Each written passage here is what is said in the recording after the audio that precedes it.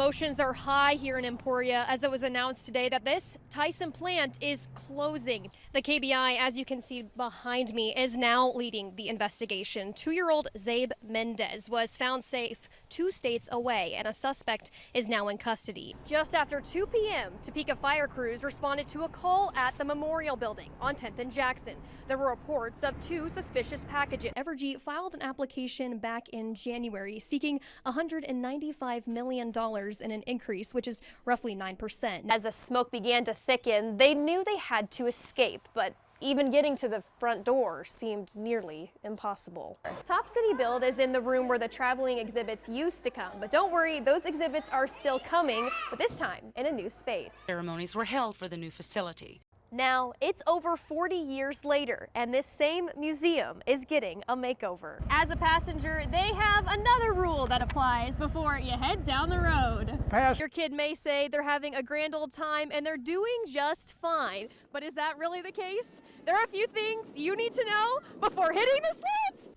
This was just weeks ago. Are you okay if I get video of him? I'm a 13 News of him with his sunglasses on. Is that okay? Oh, he's adorable. 13 News met Zabe Mendez and his father Robbie at the Topeka Zoo June 21st. Look, stickers. Yeah. Okay.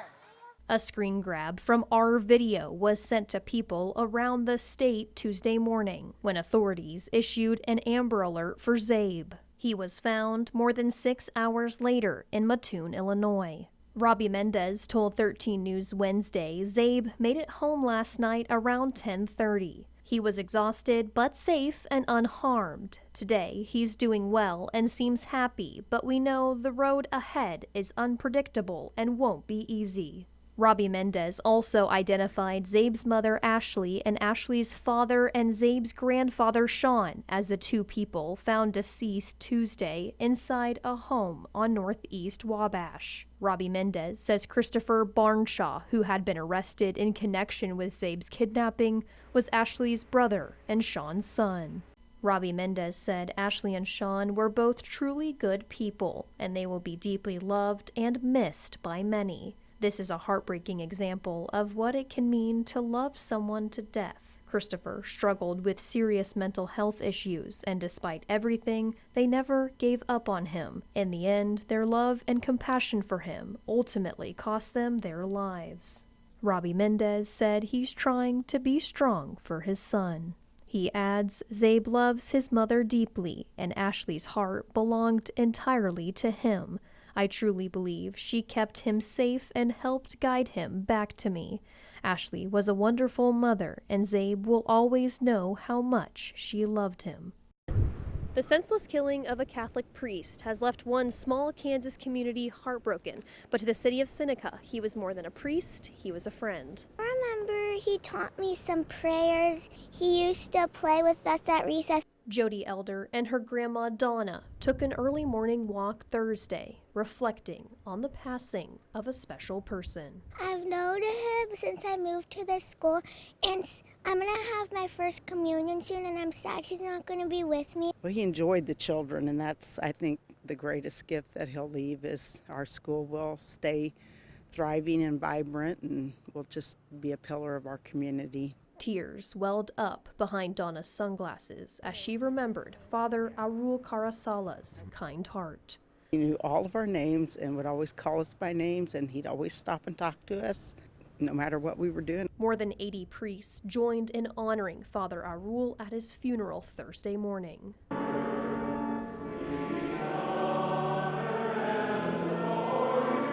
People filled the sanctuary of his church, Saints Peter and Paul, to show he was loved. That Father Rule had such a great and tender love for.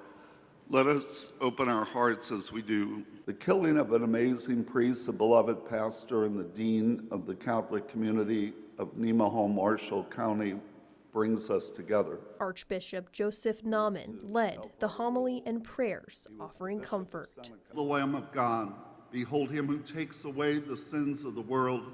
Blessed are those called to the supper of the Lamb. Whether they're assigned close to here or not, and whether they're in this diocese or not, we all know we've lost a brother.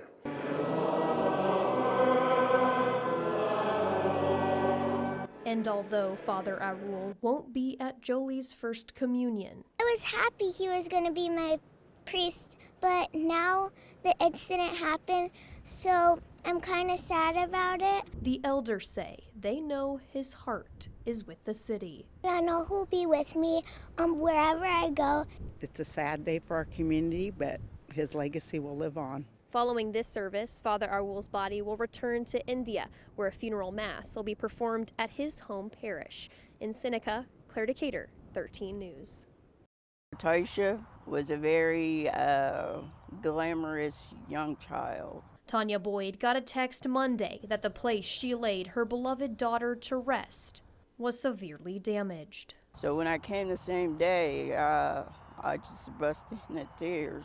And I'm like, no, no, no. It's like reburying her all over. All this dirt is very traumatic looking. Taisha's grave didn't look the same. No grass, her headstone is chipped. All the stuff that was on it is off, except for one little thing, which is the sunshine. I had an angel out here. Angels are very important, and I feel my daughter is an angel, and it was destroyed. But Topeka Cemetery says the damage came from heavy equipment used in a burial during the icy weather last month. Her daughter's buried here in this pink section on this side. The grave that we dug and had in February was back over here. The ground was frozen at the time. What was it?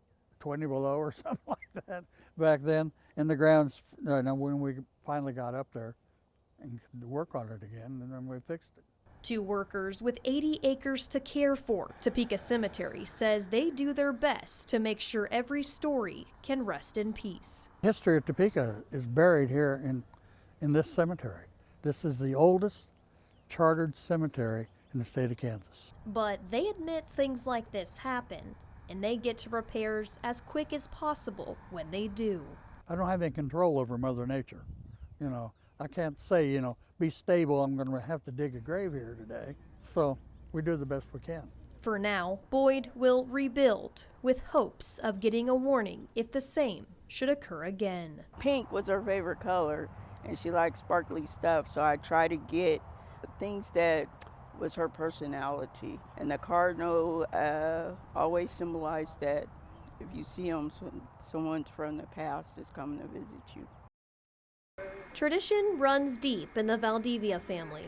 We'd always get together and eat. We celebrated anything in the world. Since moving to the Oakland neighborhood more than 50 years ago with her husband Paul, Chavella Valdivia says they've gone all out decorating their house for Fiesta Topeka. He would take care of the fence and I would do the porch. Of course, I never had enough in the porch, so he'd have to come add some more stuff. The baton of decorating together has been passed to the kids. I can always remember right here at this corner was the star. And that was just one of the coolest things when the rides used to be out in the streets and vendors everywhere. My dad, he just loved Christmas lights, and any reason he could find to put them up, he would. So we would go all out for Fiesta, and we would just put them everywhere. And even the day of Fiesta, he was still trying to put more lights out, and we would tell him, please stop. The grandkids later joined in, and now more than 20 great-grandkids are a part of the fun. We don't have Christmas. Fiesta is our Christmas. It's our favorite time of the year, and I can't imagine a summer without it. I just love it because it just reminds me of my grandparents, and I just love my family so much. It's a tradition that honors not only their church and culture, but also the family members who helped build this community. It's always about Dad, and it's like he's still here, actually.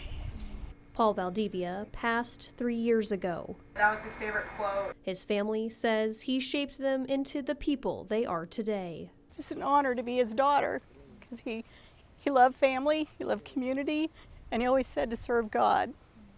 And we try really hard to honor those values that he instilled in us. But he also knew how to have a good time. And these were the days of the shots.